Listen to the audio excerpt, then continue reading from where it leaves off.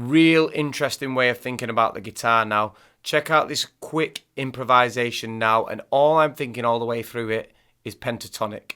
But check out some of the sounds that I get from it and some of the notes that I get from it as well. I'm going to get some really interesting, creepy and eerie notes, but I'm going to make them sound wrong and then turn them into right notes. And then I'm going to show you how to do it as well. It will make your improvising using the pentatonic sound so much more unique and less pentatonic like. Let's go.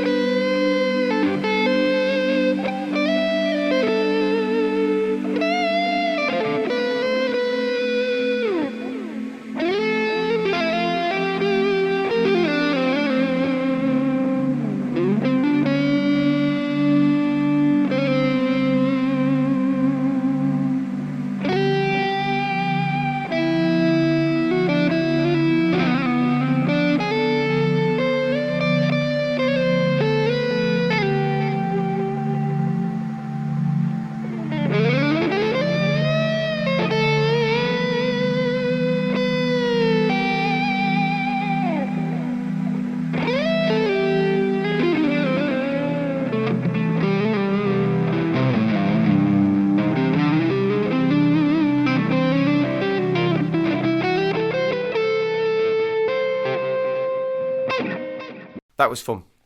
So for all of you that know the pentatonic scale like the back of your hand, will probably have been watching that and thinking, hang on, that's not the pentatonic scale, you're using notes that don't belong to the scale. And that's exactly the idea.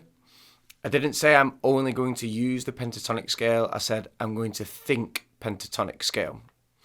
So there's this interesting way of improving that I like to use, and I feel it works really well for utilizing notes that don't belong with certain scales, keys, or chords. I've got this theory in my mind after so long of playing now that any note that you play isn't a wrong note.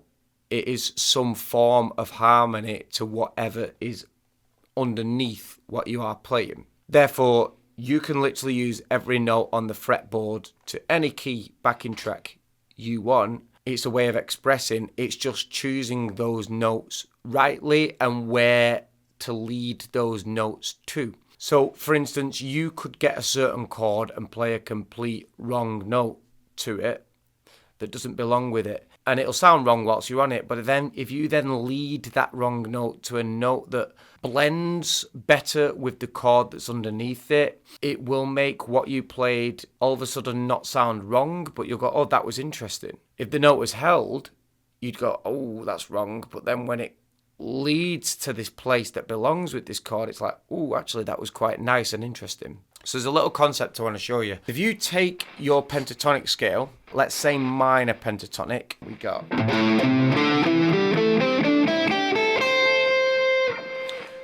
What I like to do is I like to think of those as what we call the sweet notes. They're the notes that are going to sound really nice no matter what is played, providing that everything's in key and there's no borrowed chords. And most of the time they'll still sound nice either way. But I don't like to limit myself to just those 5 notes. I think fill in the gaps in between so you end up with this.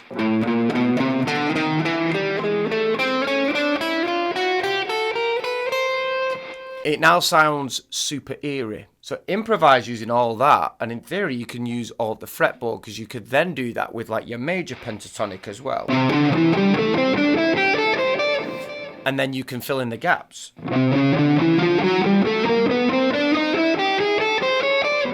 And it sounds super eerie. Now the trick is to still think of the pentatonic notes as the sweet notes, so the notes on the outside as the sweet notes, but allow your fingers to utilize and pass through all the notes on the inside of the box as well to create these interesting lines. So for instance, say you played something like this. Now that instantly just sounds like the pentatonic scale being played. Anything you play where you're just using the notes of the pentatonic scale, it sounds like the pentatonic scale. But what if you utilize some of those notes in the box to blend through that?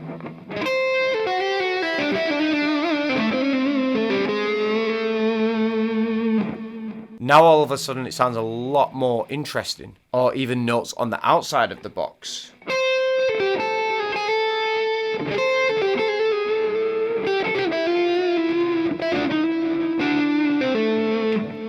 Again, all of a sudden it sounds interesting. It'll start making you sound more like you instead of sounding like you're just playing these typical staple licks or scales that are used all the time. Great takeaway. Use them for emphasizing or holding on notes, but utilize the notes in between